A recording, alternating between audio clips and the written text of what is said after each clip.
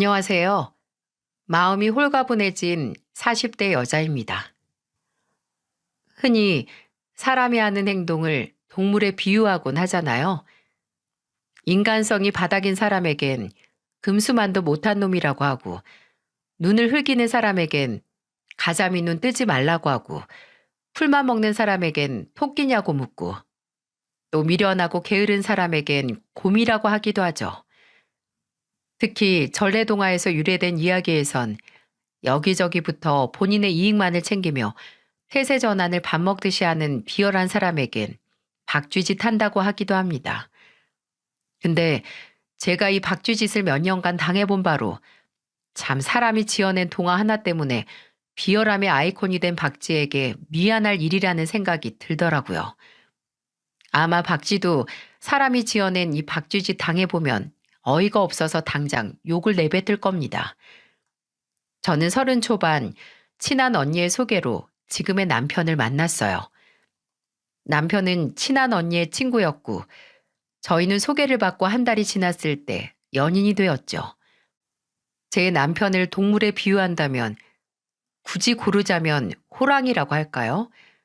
뭐 용맹하거나 사납거나 한 건 전혀 아니고, 호랑이가 매너가 좋은 동물이라고 하더라고요. 얼마나 매너가 좋냐면, 사냥을 하는 사냥감이나 영역 다툼에서 싸우는 상대에게도 매너를 지킬 만큼 젠틀하다고 하네요. 사실 생긴 것만 따지면 남편은 좀 거북이에 가까웠지만 의식하지 않고 절로 나오는 매너 때문에 인성만큼은 호랑이였습니다. 한 번은 그 지독한 매너 때문에 고생을 했던 적이 있는데요. 왜 가끔씩 때 되면 막 당기는 음식이 있잖아요. 초여름에 갑자기 오딱이 생각이 나서 남편에게 오딱 먹으러 가자고 한 적이 있었어요. 오딱? 혜민이 너 안 그럴 것 같은데 은근히 입맛이 어르신 같다. 예전에 할아버지가 해주신 게 생각나서 그래. 마지막에 진한 국물에 찹쌀 넣고 죽 해 먹으면 얼마나 맛있는데. 아우, 벌써 침 고여. 아이고, 그렇게나? 그래, 내일 먹으러 가자. 회사 동료 중에 맛집 빠삭하게 아는 친구 하나 있는데 그 친구한테 한번 물어볼게. 서울에 오딱 맛있게 하는 데 있냐고. 나는 서울 아니고 어디로라도 갈 수 있어. 아유, 알았어, 알았어. 그래서 남편이 알아낸 오딱 맛집에 가서 배 터지게 먹고 왔죠. 늘 그렇듯 남편은 본인 입에 들어가는 것보다 제 입에 들어가는 걸 신경 쓰는 사람이라서 고기든 뭐든 다 제 앞접시로 밀어줬지만 그날은 다른 날보다도 잘 안 먹는 것 같은 거예요. 근데 그게 다 이유가 있었습니다.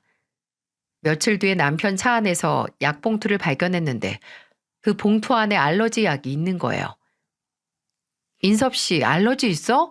무슨 알러지? 어? 아, 그거 요새 좀 도져서 먹었어. 별거 아니야. 왜? 뭔데? 나도 알아야 조심하지. 우리가 뭐 하루 이틀 붙어 있어? 뭔데 그래? 말해줘. 그때 주저하던 남편 입에서 나온 말을 듣고 뒤로 넘어가는 줄 알았습니다. 알고 보니 이 사람 옷 알러지가 있더라고요. 아니, 왜 말을 안 했어? 말했으면 오딱 먹으러 안 갔지. 아니, 가도 인섭 씨는 다른 거 먹으면 되잖아. 같이 먹어야 맛있지. 그리고 혜민이 네가 그렇게 좋아하는데 괜히 분위기 망치기 싫었어. 그게 어떻게 분위기를 망치는 거야. 둘 다 먹고 싶은 거 좋아하는 거 먹어야 좋은 거지. 아우, 내가 정말 못 살아. 걱정 마. 정말 심한 알러지는 아니야. 몸에 난 두드러기도 거의 가라앉았고. 아, 나는 내가 힘 바짝 주면 사랑의 힘으로 알러지 정도는 이겨낼 수 있다고 생각했지.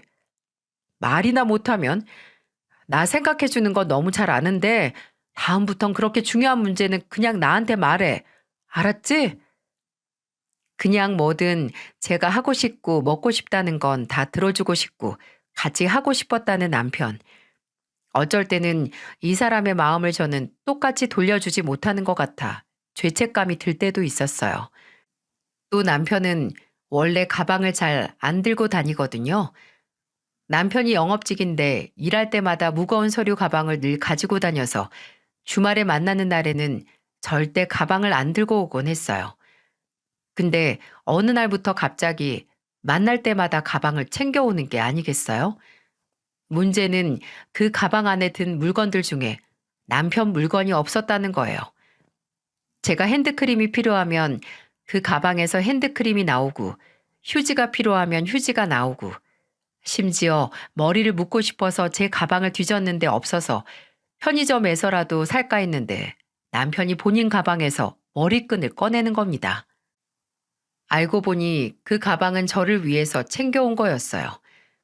남편은 저와 연애를 하면서 종종 제가 필요한데 미처 챙기지 못한 물건이 있어서 제때 사용하지 못할 때가 있다고 느꼈고, 아무래도 두 사람이 챙기면 그런 경우가 줄어들지 않을까 해서 그때부터 가방을 가지고 다닌다는 거예요. 아무리 저하고 만나는 사람이지만 참 애쓴다는 생각이 들더라고요. 나쁜 의미가 아니라 정말 노력을 많이 하는 사람이었어요. 근데 어떻게 생각하면 그 노력이 마침내 결실을 맺을 수 있었네요.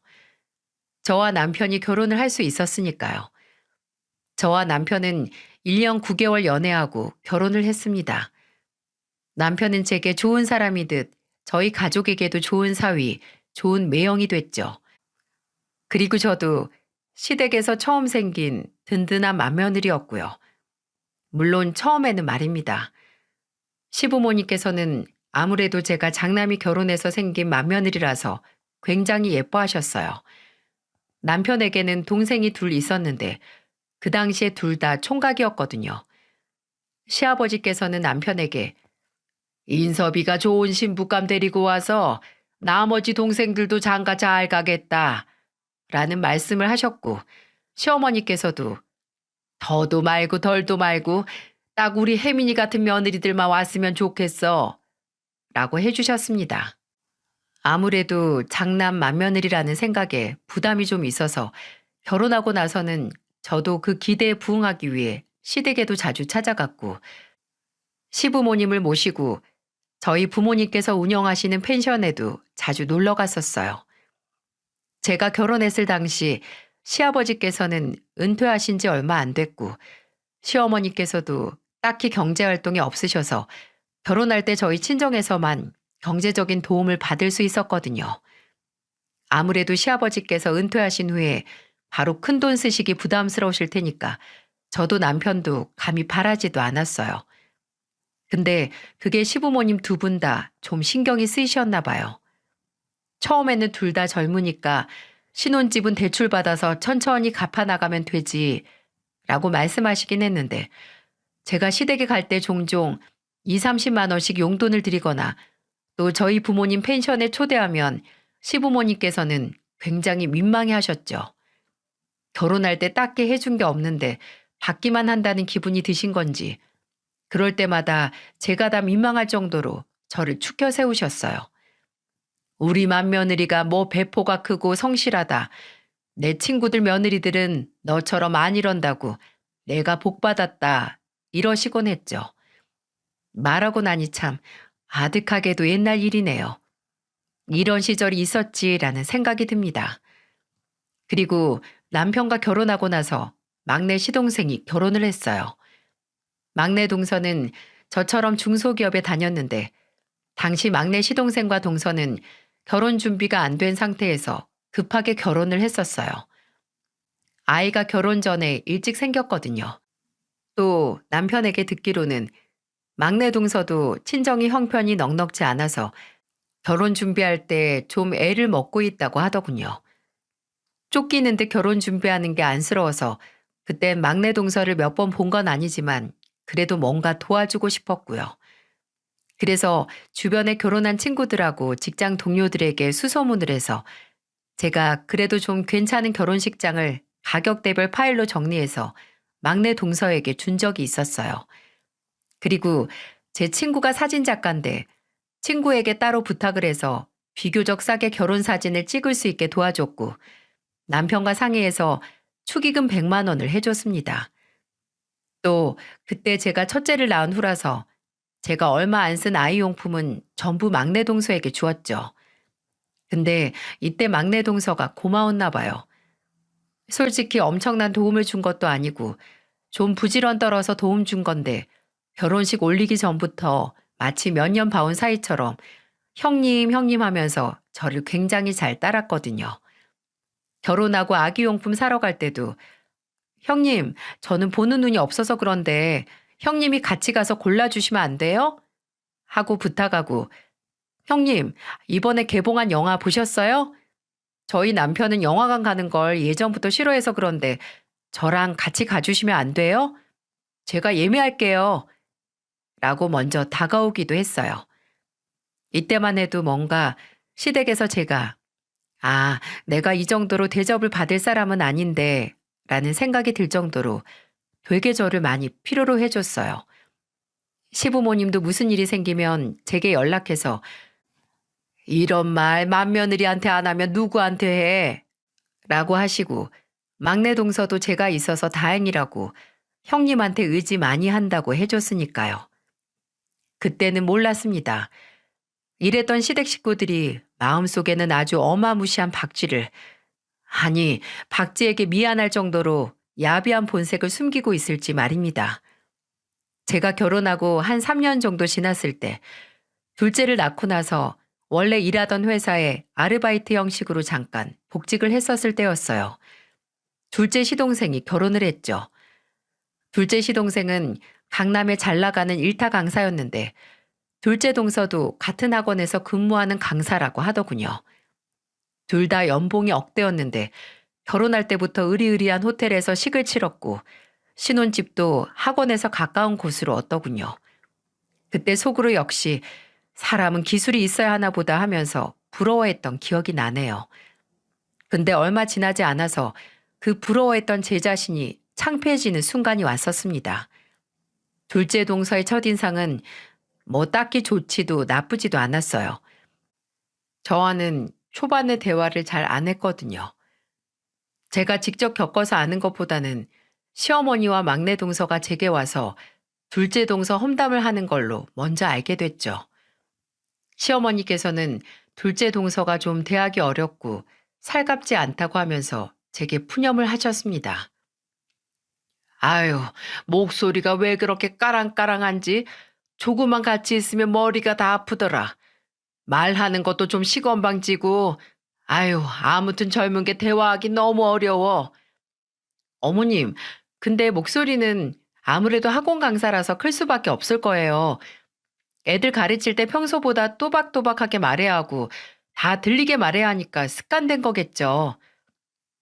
또 막내 동서도 같은 며느리들끼리 친해지면 좋으니까 결혼식 전부터 먼저 연락을 했는데 전부 답장도 안 하고 며칠 지난 다음에야 문자 이제 봤다고 연락 온다고 어지간히 바쁜 척하고 사람 은근히 무시한다고 툴툴거렸죠. 형님, 저번에 둘째 형님이 저 다니는 회사 어디냐고 물어서 말해줬거든요. 근데 계속 그게 어디지? 뭐 하는 회사야? 규모는 커? 사원 수는 얼마나 되는데? 그 정도면 회사가 아니라 그냥 사무실이네. 이러면서 저한테 동서 학생 때 공부 안 했구나 하면서 웃는 거예요. 아니, 사람이 아무리 돈 잘 벌고 커리어 좋다고 이렇게 사람을 무시해도 되는 거예요? 솔직히 너무 재수 없어요. 시댁에서 둘째 동서의 입지는 이랬습니다. 아무래도 둘째 동서가 콧대가 높고 그걸 감추려고 하지도 않아서 시부모님도 그렇고 막내 동서도 많이 거부감을 보였죠. 저야 제가 다가가도 오히려 멀어지는 사람에겐 더 이상 다가가지 않는 성격이라서 둘째 동서 딱히 문제는 없었고요. 근데 지금 와서 생각해보면 시부모님께서는 둘째 시동생과 동서가 신혼여행에 다녀오고 나서 태도를 바꾸시기 시작했던 것 같아요. 둘째 동서가 신혼여행 다녀오면서 면세점에서 시어머니에겐 고가의 명품 가방하고 시아버지께는 시계를 사다 드렸거든요. 처음에는 뭐 이런 걸 다 사오냐, 우리가 이거 가지고 어디 갈 데가 있다고 하셨는데 시아버지께서는 집에서도 그 시계를 차고 계셨고 시어머니는 동네 마트에 갈 때도 그 가방을 꼭 들고 외출하셨습니다. 예, 내가 이번 모임에 이 가방 가지고 가니까 아줌마들이 어디서 샀냐고 가짜 아니냐고 막 묻는 거 있지? 무슨 소리냐고 우리 둘째 며느리가 사준 거라고 하면서 걔 직업이랑 연봉 말해주니까 다들 뒤집어지더라. 아유, 태연이 걔네 첫인상은 좀 쌀쌀맞고 애가 오해할 만한 성격인데 어쩜 이리 통이 크니? 내가 아주 깜짝 놀랐다. 이날부로 시어머니에게 둘째 며느리는 대학이 어렵고 시건방지 내에서 통 크고 성격 화끈한 1등 며느리로 바뀌었습니다. 이때까지만 해도 내가 못해드리니까 벌이 좋은 다른 며느리가 해드리면 좋지 하고 좋게 좋게 생각을 했거든요. 근데 와, 이렇게 티가 팍팍 날 수 있는 건지 저도 눈치채고 싶지 않았는데 시어머니께서 둘째 동서가 마음에 좀 드신 후로 제게 먼저 와서 밥 먹으라고 하고 또 같이 어디 좀 가자는 연락이 현저히 줄어들었다는 겁니다. 이게 차라리 제 피해 의식이었다면 좋았을 텐데 불행하게도 저만 느낀 게 아니었어요. 제 남편도 어느 날 제게 그러고 보니 어머니가 연락이 뜸하시네. 맏며느리만 그렇게 찾을 땐 언제고 요새 뭐 바쁘신가? 라고 했었으니까요. 제가 시어머니가 나한테 마음이 떴구나. 이제 둘째 며느리만 보이시는구나 라고 확신을 했던 게 제가 그 당시 둘째 낳고 퇴사를 한 회사에서 종종 아르바이트로 가서 일을 했었거든요. 근데 한창 회사의 일손이 부족해서 거의 직원처럼 일한 달이 있었어요. 그때 실적도 잘 나오고 성과도 좋아서 제가 한 달 성과금만 거의 월급하고 비슷하게 나왔었거든요. 일 잘해서 월급을 2배로 받게 되니 기분이 좋아서 저희 친정에 용돈 좀 붙이고 시댁 식구들 불러서 외식을 했었죠. 원래 그런 자리에 잘 안 나오던 둘째 동서도 나왔는데 어쩌면 제 속을 뒤집기 위해 일부러 왔던 건 아닌가 싶어요. 제가 한턱 낸다고 하니 식사 전부터 시아버지도 시동생들도 제게 대단하다.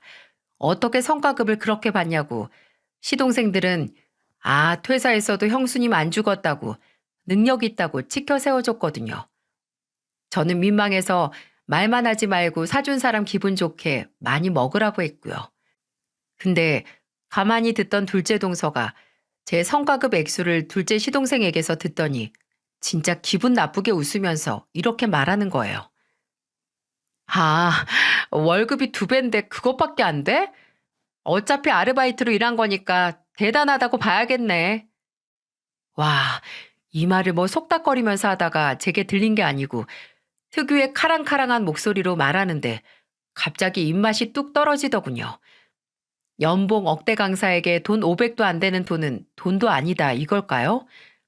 근데 예전 같았으면 우리 맏며느리 하던 시부모님께서 한 소리 하실만 하거든요. 근데 시아버지께서는 못 들은 척 술만 드시고 시어머니께서는 뭐라 했는지 아세요? 그래, 태연이한테는 충분히 적게 느껴질 수 있지. 제가 버는 돈이 좀 많니? 그래도 다 지 분수에 맞게 베푸는 거니까 오늘 맛있게 먹자. 제가 용돈 2, 30만 원 드려도 왜 이렇게 돈을 쓰냐, 돈 쓰지 마라, 뭐하라 하시던 분이 대체 언제부터 이리 돈 앞에서 고개를 빳빳이 세우실까요? 속으로 이제 용돈 2, 30만 원 주는 맏며느리 버리고 몇백은 우습게 쓰는 둘째 며느리만 며느리로 생각하실 생각인가 했습니다. 그때 제 표정이 좀 안 좋았는지 남편이 먼저 나서서 웃으면서 오늘 얻어 드시는 분들이 제일 말 많네. 그만 말씀하시고 맛있게 드세요. 맛있게. 사줄 맛 좀 나게. 라고 말해서 분위기는 가라앉지 않았지만 제 마음은 착 가라앉아서 바닥에 붙어버렸네요. 나중에 막내 동서가 따로 연락을 해서 둘째 형님은 원래 재수 없으니 그렇다 쳐도 어머님은 갑자기 왜 저러시냐고 명품 가방에 용돈 좀 받으시더니 거기 홀랑 넘어가신 거냐고 너무 속 보인다고 해줬는데 그 위로를 들어도 씁쓸한 속마음은 나아지지 않았어요. 좀 유치한 게 되게 돈 하나로 배신당한 것 같고 돈 없으면 이렇게 뒤로 밀려도 되는 건가 싶어서 속이 상했네요. 그리고 결정적으로 시어머니가 아예 제게 등 돌린 사건이 있었는데요. 이것도 진짜 아직도 어이없는 사건이에요. 심지어 진짜 사소하다고 볼 수도 있는 문제라서 더욱 제 심장에 와서 박힌 그런 사건이었죠. 그날은 제가 밖에서 약속이 있었는데 첫째는 어린이집에 보낼 수 있었어도 둘째는 아직 못 갔었거든요. 근데 시어머니께서 봐주신다고 해서 오전에 시댁에 들러서 둘째 맡기고 저는 일보러 나갔어요. 근데 한 3시간도 안 지나서 시어머니께 연락이 오는 겁니다. 야, 나 급한 일 생겼으니까 너 당장 와서 세준이 좀 데려가라. 알았지? 다짜고짜 빨리 와서 제게 애를 데리고 가라는 시어머니. 다른 설명도 없고 딱 저 말만 하고 끊으셨어요.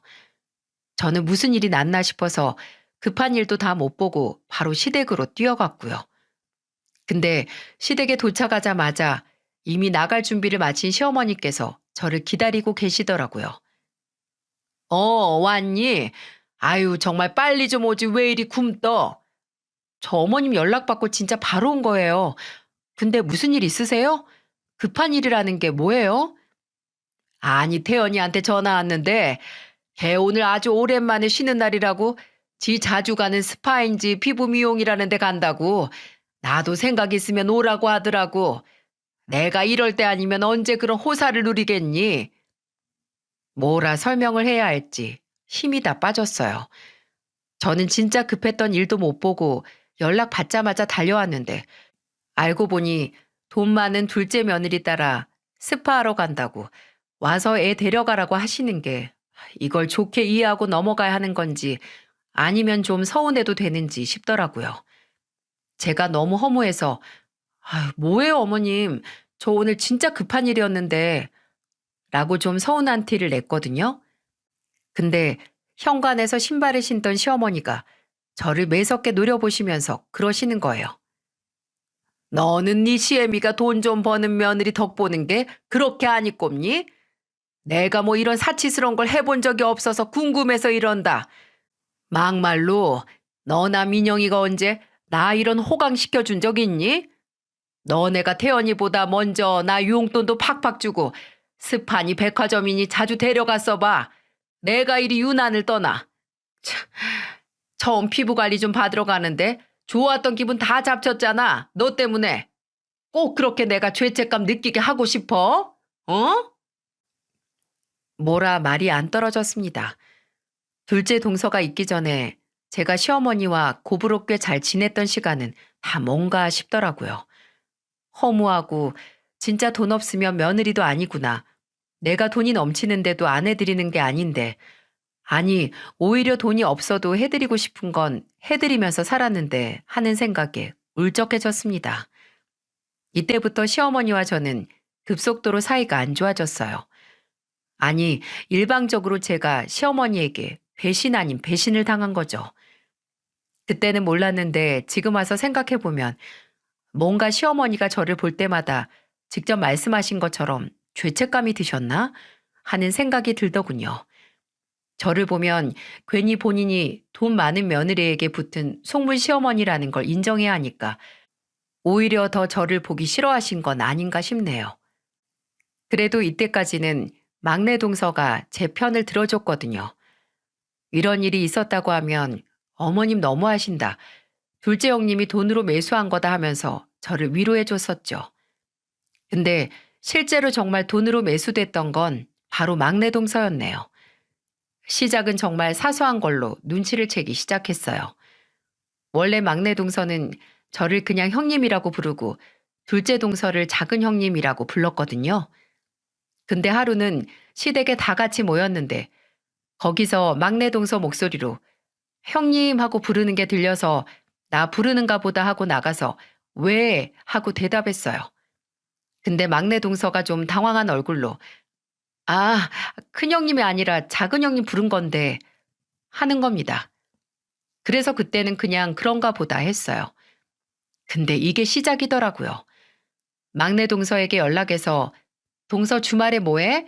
나랑 맛있는 거 먹으러 갈래? 했는데 막내 동서는 약속이 있다고 못 만난다고 하더군요. 근데 며칠 뒤에 막내 동서 SNS에 막내 동서가 둘째 동서와 함께 만나서 놀러 간 사진이 있더라고요. 좀 의아했죠. 저보다도 둘째 동서를 싫어했던 게 막내 동서인데 다정하게 사진 찍고 우리 형님하고 브런치라고 글도 써놨는데 언제 이렇게 사이가 좋아진 거지? 하는 의문이 들었어요. 근데 그 이후에도 제가 만나자고 하면 뭐 친정 간다, 유치원 학부모 모임, 결혼식 간다 하면서 다 이리저리 피하는데 웃긴 건 그렇게 말한 날 전부 둘째 동서를 만나 운동하고 영화 보고 백화점 가고 맛집에 간 사진이 두 사람의 SNS에 올라왔다는 거예요. 차라리 거짓말을 하지 말지 왜 숨기나 했는데 약간은 딱한 사정이 있었습니다. 남편을 통해 알게 된 사실인데 둘째 시동생 네가 살던 집이 전세였는데 그맘때쯤 집주인이 전세 보증금을 3천 올린다고 했다나 봐요. 급하게 어디 대출 받을 때도 마땅치 않았는데 그때 그 3천만 원을 빌려줬던 게 바로 둘째 동서였던 거죠. 그 돈을 빌려준 시기가 막내 동서가 제 연락을 잘 안 받고 둘째 동서 어울리면서 붙더라고요. 솔직히 남 이야기라면 너무 치사하고 유치하잖아요. 저 같아도 친구나 지인이 이런 일을 당하면 유치하다고 학을 뗐을 거예요. 근데 막상 제가 당사자가 되니 분하고 억울한 거 있죠? 아마 그래서 저도 막 나갈 수 있었을 거예요. 시어머니와 막내 동서가 완전히 둘째 동서의 하수가 되고 나서 둘째 동서는 의도적으로 제게 다가와 제 속을 긁었습니다. 뭐 저번에 일산에 있는 백화점에 갔다는 얘기를 하면서 그러더라고요. 형님, 원래 막내 동서랑 많이 놀러 다녔다고 하지 않았어요? 근데 거긴 저랑 처음 와봤다고 하던데 둘이 대체 뭐하고 논 거예요? 뭔지는 몰라도 되게 재미없게 놀았나 봐요. 이러는 겁니다. 마치 나랑은 여기도 가고 저기도 갔는데 너는 뭐 했냐 하는 말투였죠. 괜히 저를 긁고 도발하면서 그 둘을 제게서 뺏어왔다 라고 재는 모습에 유치하다고 코웃음을 치며 무시할 수 있었겠죠. 근데 저도 좀 약이 오르고 화가 나서 대응할 수밖에 없었습니다. 우리? 만나서 딱히 한 건 없고, 아, 막내 동서가 나만 만나면 그렇게 신나게 씹던 사람이 있어. 그렇게 씹으면서 스트레스 많이 풀었지. 근데 사람 일 정말 어떻게 될지 알 수가 없어. 그렇게 씹던 사람하고 이렇게 잘 지내니까. 둘이 사이 좋아져서 참 다행이야. 아까 언급은 했었는데 막내 동서도 시어머니도 초반에는 제 앞에서 둘째 동서 욕을 엄청나게 했었거든요. 둘 다 둘째 동서의 돈에 매수되기 전에는 마치 스포츠나 게임처럼 제게 와서 콧대 높고 재수 없는 둘째 동서 뒷담화를 했었죠. 그래서 자연스럽게 아는 게 많은 저는 둘째 동서가 제게 와서 저렇게 속을 긁거나 막내 동서와 시어머니가 제 앞에서 괜히 보라는 식으로 둘째 동서를 치켜 세우고 저랑 비교하면 과거 두 사람이 제게 둘째 동서 욕했던 걸 은근히 돌려 말하곤 했어요. 좀 유치하죠? 네, 저도 제가 유치한 짓 한 거 압니다. 근데 상대방에서 그렇게 유치하게 나오는데 저도 마냥 무시할 수 없잖아요. 그러다가 둘째까지 어린이집 나이가 됐을 때 저는 예전 직장 사수였던 선배 소개로 새롭게 재취업을 할 수 있었어요. 애들도 크는데 계속 아르바이트 형식으로 일할 수도 없고 저도 벌어야 빨리 집 대출금도 갚고 애 둘 키우는 살림이 조금이라도 윤택해질 테니까요. 또 일을 시작하면서 좋았던 건 둘째 동서와 그 하수인들이 하는 온갖 유난이 전혀 눈에 안 들어왔다는 거예요. 예전에는 제게 언질 없이 셋이서 둘이서 놀러 가고 하면 괜히 기분이 나쁘고 상처를 받았는데 일을 하고 나서는 우선 제 일이 바쁘고 집중할 게 생기니까 신경도 안 쓰이고 의연해졌습니다. 둘째 동서가 제게 형님, 일 시작하셨다면서요. 열심히 사시네요. 그래도 용돈 벌이는 되겠어요? 라고 말하면서 일에서 애 많이 낳는 게 안 좋다고 다 형편에 맞게 낳아야 한다고 요새는 애 둘도 잘 안 낳더라 하는 거예요. 근데 원래 같으면 거기서 욱해하는데 오히려 웃음이 나면서 둘째 동서에게 동서도 키우는 자식 둘이잖아 라고 했어요. 둘째 동서가 무슨 소리냐고 내가 무슨 애가 있냐 해서 저는 웃으면서 말했어요. 어머님이란 막내 동서 둘 데리고 다니고 돈 쓰느라 거의 애 키우는 것만큼 돈 들지 않아? 동서 돈 많이 벌어야지. 그 2명 동서 돈 없어지면 언제 떠날지 몰라. 그렇게 다시 돈벌이를 하면서 심적인 여유가 생긴 것 같았어요. 왜 사람이 조금이라도 사회생활 해야 하는지 절로 실감이 됐습니다. 뭔가 시야가 넓어지면서 이 정도는 아무것도 아니지 하고 뭐든 좋게 넘어가고 싶어진달까요? 근데 그런 긍정적인 영향도 쓸모 없어진 사건이 터졌습니다. 제가 결혼 6년 차였을 때 일어난 일이었죠. 어머니께서 아버지가 쓰러지셨다고 연락을 해오신 거예요. 그때가 여행 성수기 지나서 저희 부모님 펜션도 좀 여유가 생겼을 때였는데 아버지께서 청소를 하시다가 갑자기 쓰러지시고 구급차에 실려가셨다는 겁니다. 저는 회사에 반차를 내고 바로 아버지가 계시는 병원으로 달려갔어요. 병원에 도착했을 때 아버지가 급성 뇌출혈로 쓰러지신 걸 알았고 눈앞이 막막했어요. 정말 천만다행으로 병원에서 제때 조치를 받으신 아버지께서는 금방 정신을 차리긴 하셨는데 아직 몸도 움직이지 못하셨고 말도 못하셨어요. 눈을 뜨시긴 했는데 의사소통이 잘 안 됐었죠. 어머니께서는 아버지가 병원에 입원해 계실 동안 간병을 하신다 하셨는데 저희 어머니가 키가 되게 작으세요. 몸집도 작고 키가 153 정도 되셨죠. 근데 아버지는 키가 178 정도 되시는데 혼자 아버지를 간병하시는 게 쉽지 않은 일이잖아요. 그리고 성수기가 지났어도 펜션에 이미 예약이 잡힌 손님도 있었고요. 저는 지방 제철소에서 일하는 동생과 상의해서 둘이서 돌아가면서 아버지 간병이랑 어머니 펜션 일을 돕거나 간병인을 부를 생각을 했는데 그때 자신이 아버지를 돌보겠다고 자처한 게 바로 제 남편이었어요. 안 그래도 요즘 일이 없어서 눈치 보였는데 장인어른 돌봐드리면 나도 괜히 눈치 안 보고 좋지. 일 안 하고 무능한 남편 될 뻔했는데 장인어른 돌봐드리는 헌신적인 남편 되겠네? 남편은 영업직이라 아무래도 저보다 일하는 시간이 유동적이었어요. 건 바이 건이라고 일이 없는 시기에는 그만큼 일하는 시간이 줄어들었죠. 남편은 그 당시 일이 별로 없으니 스케줄 조절해서 자신이 평일에 장인어른에게 가 있을 테니 나머지 시간만 저랑 제 동생이 상의해서 교대해달라고 하더라고요. 솔직히 아무리 제 남편이라고 해도 사위가 장인어른에게 붙어서 간병을 하는 게 쉽지 않은 일이잖아요. 그런데도 남편은 따뜻한 물에 적신수건으로 알아서 저희 아버지 몸을 닦아드리고 재활하는 시간에도 같이 가서 도우면서 저희 아버지를 보살펴줬습니다.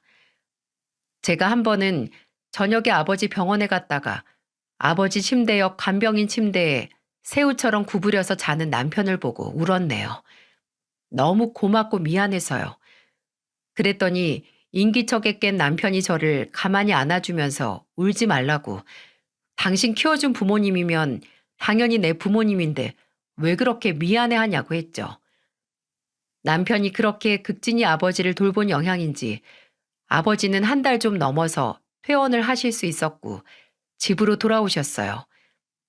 물론 재활치료는 더 받아야 했지만 담당 의사 선생님도 호전이 생각보다 빠르게 됐다고 하셨죠.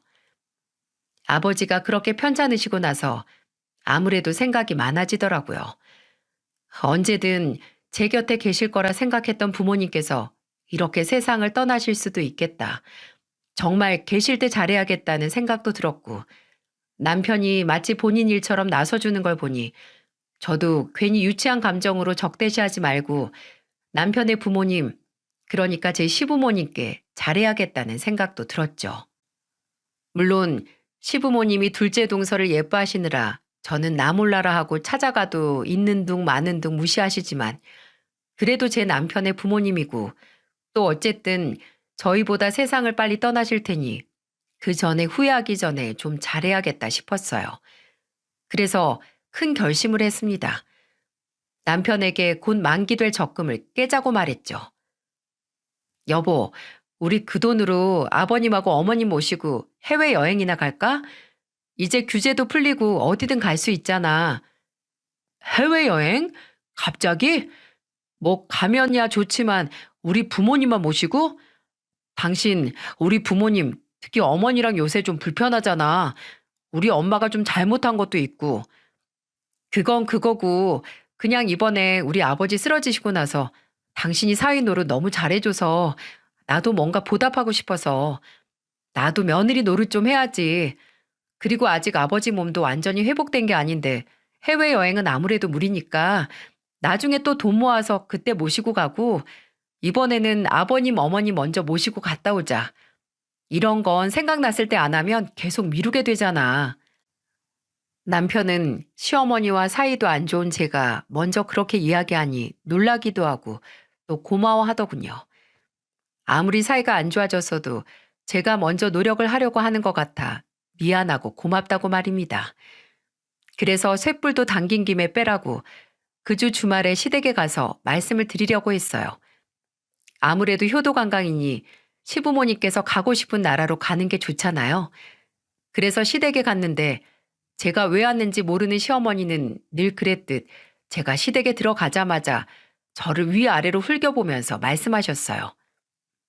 왜 왔니? 연락도 없이. 우리가 어디 나갔으면 어쩌려고.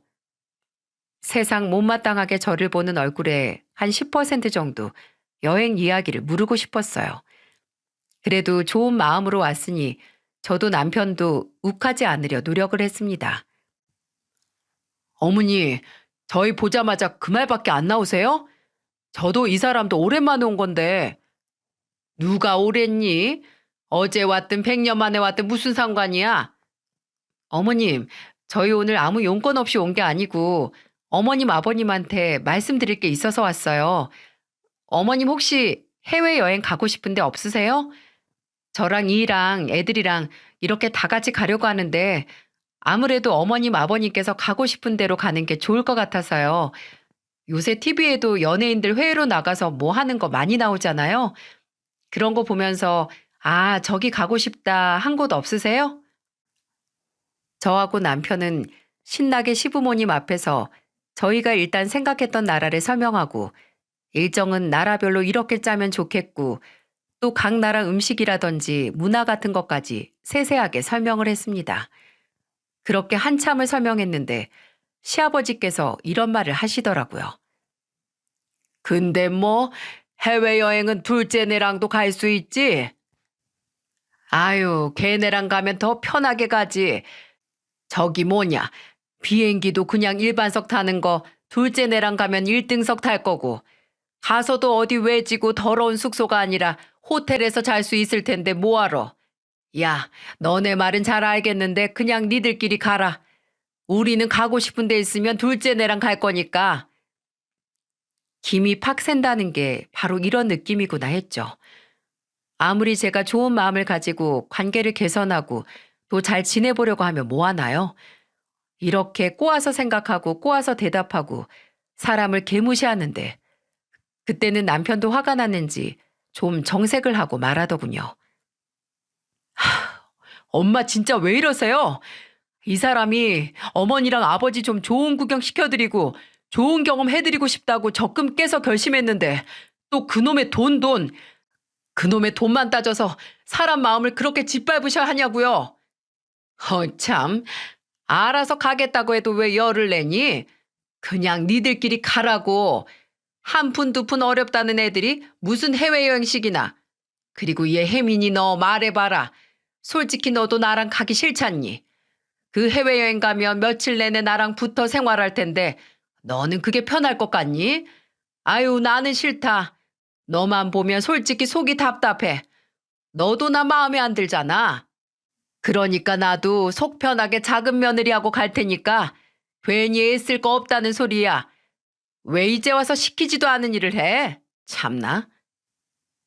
그 말을 듣는데 기분이 나쁘고 막 속이 뒤집히기보다는 속이 다 시원했어요. 맞지. 내가 왜 굳이 시키지도 않은 짓을 했을까? 돈 보고 며느리 취급도 안 하는 시부모님에게 왜 홀로 효도를 자처했을까? 내가 밀어냈다는 깨달음을 얻었습니다. 그래서 거기서 굳이 더 반박을 하거나 열내기보다는 고개를 끄덕거리고 후련한 마음으로 말했어요. 그쵸. 여기서도 불편한 사람들끼리 굳이 외국 나가서 더 고생할 필요 없죠. 맞는 말이에요. 어머님, 동서랑 잘 지내세요. 맏며느리는 꺼져 드릴게요. 그렇게 말하고 남편과 나와 집으로 갔습니다. 남편은 제 앞에서 얼굴도 못 들었어요. 제가 먼저 나서줬는데 자기 부모님이 너무 무례하게 굴었다고, 미안하다고, 너무 창피하다고 했죠. 근데 저는 차라리 이게 잘 됐다고 생각을 했어요. 그전에는 그래도 조금 불편한 마음이 있었는데 다 까놓고 제 면전에서 너는 필요 없다, 너도 나 신경 꺼라 해주시니 저도 마음 놓고 신경 끌 수 있게 됐으니까요. 남편에게 너무 걱정 마라. 나 생각보다 상처 안 받았다고 적금 깬 거로 우리끼리 좋은 거 하자고 말했습니다. 근데 과정이 어찌했든 마침내 제가 마음의 평화를 찾았을 때 다른 곳에서는 폭풍우가 왔었더라고요. 그 일이 있고 일주일 정도 지났을 때 저녁에 남편이 전화 한 통을 받았어요. 나 이제 잘라고 했지. 근데 왜? 뭐? 어디? 네가 지금 거기 왜 있어? 뭐 때문에? 남편이 당황한 건 바로 그 전화가 둘째 시동생이 무려 경찰서에서 건 전화였기 때문이었습니다. 일단 와달라고 하는 시동생의 말을 듣고 남편은 그 밤에 부랴부랴 차를 끌고 경찰서에 갔는데 영문을 모르는 저는 집에서 잠도 못 자고 걱정을 했죠. 새벽에야 남편이 돌아왔는데 약간 넋이 나간 표정으로 설명을 해주더군요. 이누 이 자식 사고 쳤네. 뭔데 그래? 제대로 말 좀 해봐. 둘째 서방님이 피해를 당한 거야? 아니면 피해를 입힌 거야?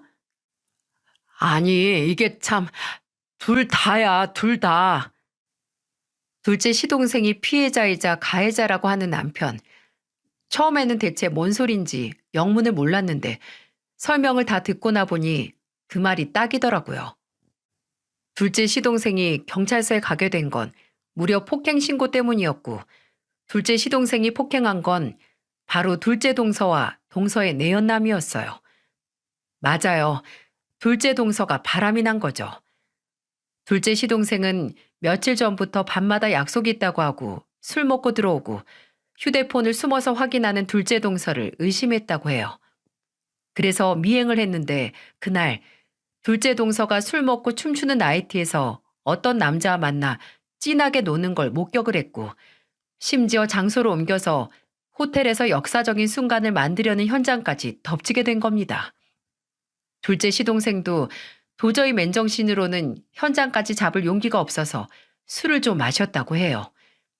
그래서 그 현장을 잡자마자 눈이 뒤집혀서 붙어있는 둘째 동서와 그 내연남을 손이 가는 대로 두들겨 팼고 다른 객실에 있는 손님이 그 요란한 현장을 보고 경찰에 신고를 해서 연행이 된 거였어요. 술이 좀 들어간 둘째 시동생은 아내가 바람난 현장을 잡은 피해자인 남편에서 순식간에 두 사람을 피떡이 되도록 팬 폭행 가해자가 된 거예요. 그날 경찰서 안은 아수라장 그 자체였다고 합니다. 야, 너 당장 이혼이야. 나이트? 너 미친 거 아니야? 나이트에서 만난 저 멸치 같은 놈이랑 붙어 먹을 생각을 해? 내가 너 진탕 후회하게 만들어준다. 위자료 청구해서 뼈까지 싹싹 발라먹을 줄 알아. 그래, 발라먹어라. 나는 나랑 이 사람 이지경 되도록 맞은 거 고소해서 당신 발라먹을 테니까 서로 어디 살 발라보자고. 둘째 시동생은 둘째 동서에게 외도로 이혼 소송에서 위자료를 받겠다. 고래고래 소리를 지르고 둘째 동서는 폭행으로 고소하겠다고 콩밥 먹인다고 난리고 아주 생지옥이나 다름없었네요.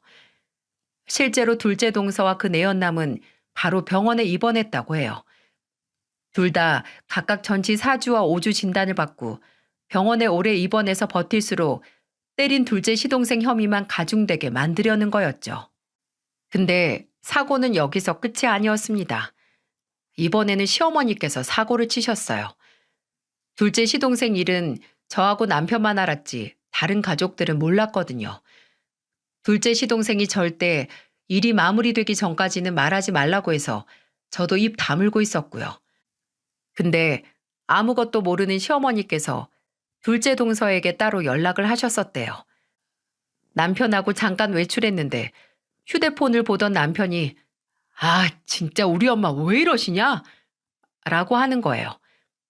알고 봤더니 둘째 시동생을 고소하기 위해 병원에 입원해 있는 둘째 동서에게 시어머니가 전화를 해서 이렇게 말했답니다. "예, 너 그 휴가 언제니? 저번에 혜민이가 뭐 해외여행 가자고 했는데 내가 너네랑 간다고 거절했거든. 걔네랑 가봤자 얼마나 멀리 가겠니? 그리고 뭐 싸다고 패키지로 가던가 했겠지. 그래서 말인데 내가 TV에서." 아무것도 모르는 시어머니는 저희의 제안은 칼같이 거절하고 둘째 동서에게 연락을 해서 여행 가자고 하신 거예요. 거기에 둘째 동서는 코웃음을 치면서 말했고요. "여행은 무슨 여행이에요? 저 지금 병원에 입원해 있는데." "뭐? 병원? 아니 왜 병원이야? 너 어디 아프니?" "어머님 아들이 저 두들겨 패서 저 지금 병원에 입원 중이에요." 아니 이누가? 아니 이누가 왜 널 때려? 이게 다 무슨 소리야?" 아무튼 저는 이걸로 어머님 아들 고소할 거고 합의는 제가 원하는 대로 안 하면 절대 물을 생각 없으니까 그렇게 아세요. 그리고 치고받고 고소까지 하는 마당에 제가 어머님 며느리로 지낼 수 없죠. 저쪽에서 합의하면 바로 이혼 절차도 밟을 거니까 그렇게 아세요. 더 이상 연락하지 마시고요. 앞으로 저한테 따로 연락하시는 것도 시댁에서 저 괴롭히는 거라고 증거 자료로 제출할 테니까 그렇게 아세요.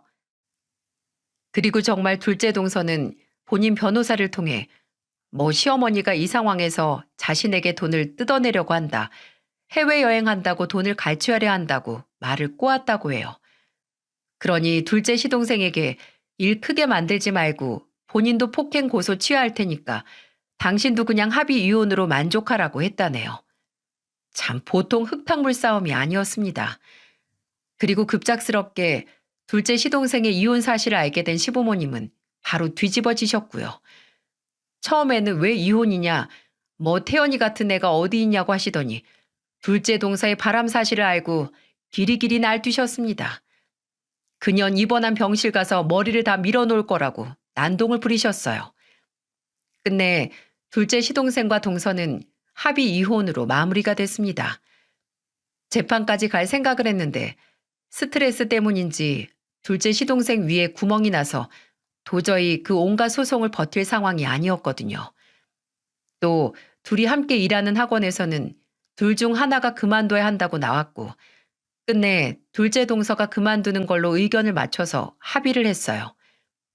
둘째 시동생은 그나마 학원 자리를 지켜서 다행이라고 했지만 제가 생각하기에 어차피 둘째 동서가 남았더라도 바람난 소문이 퍼져서 얼마 일하지 못했을 거예요. 실제로도 학원 내 여론이 폭행을 저질렀긴 했지만 바람 사실도 알려져서 모두 둘째 시동생을 좀 이해하는 사람들이 많았거든요. 둘째 동서, 아니 이제는 남이 된 그 건방진 여자는 그 후로 연락이 완전히 끊겨서 어디서 뭘 하는지 알지도 못합니다. 둘째 시동생의 친구들과 학원 학생들이 그 여자 SNS에 온갖 악플을 달아서 SNS까지 다 없어졌거든요. 뭐 그 정도 멘탈을 가지고 있는 사람이라면 어딜 가서든 남들에게 상처 주고 갑질하고 떵떵거리면서 이기적으로 잘 살 테죠. 부디 뒤로 넘어져도 코가 부러지는 앞날만 있길 바랍니다. 그리고 그렇게 총애하던 둘째 며느리를 잃은 시어머니는 여러분이 들으면 정말 열받아 하실 거예요. 바로 제게 먼저 전화를 하시기 시작했거든요. 심지어 전화해서 "예, 우리 여행 말인데 저번에 니들이 말한 데가 좋은 것 같다." 라고 갑자기 안 간다고 아주 못을 박았던 여행 이야기를 다시 꺼내시는 거예요.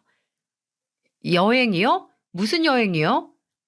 "저번에 왜 우리랑 같이 간다고 한 해외여행. 안 그래도 지금 집안 분위기 우울한데 지금 가면 딱 좋을 것 같아서."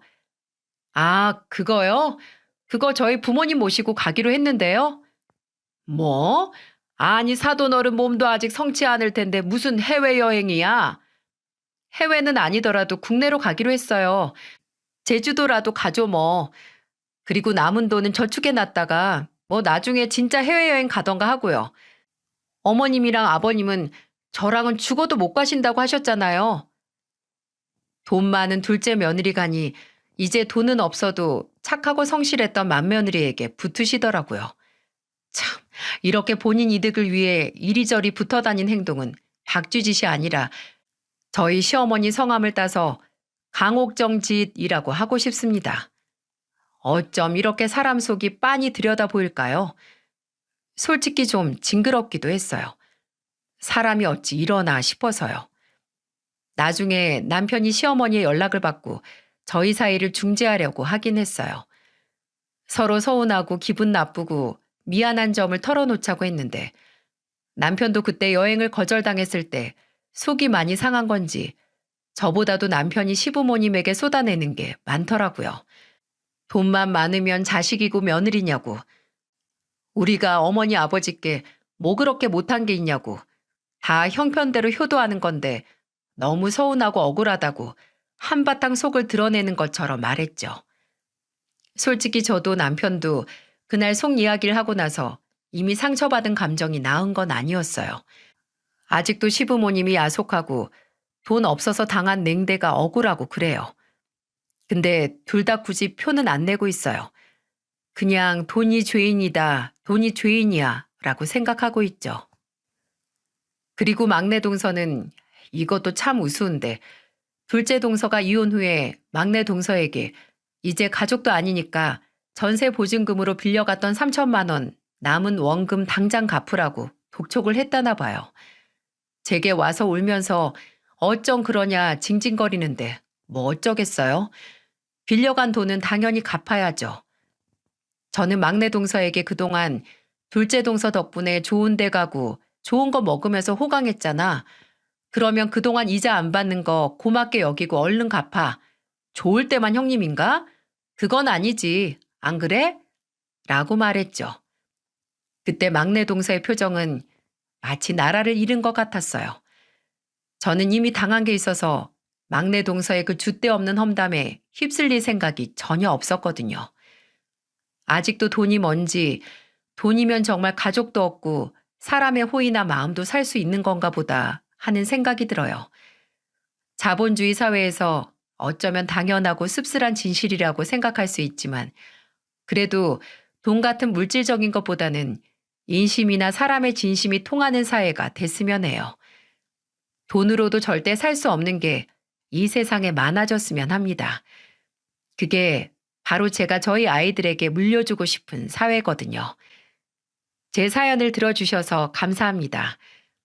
아마 제 이야기를 많은 분들에게 전하는 이 멋진 경험도 돈으로 살 수 없을 거예요. 모두 건강하시고 늘 좋은 일만 있길 바랄게요.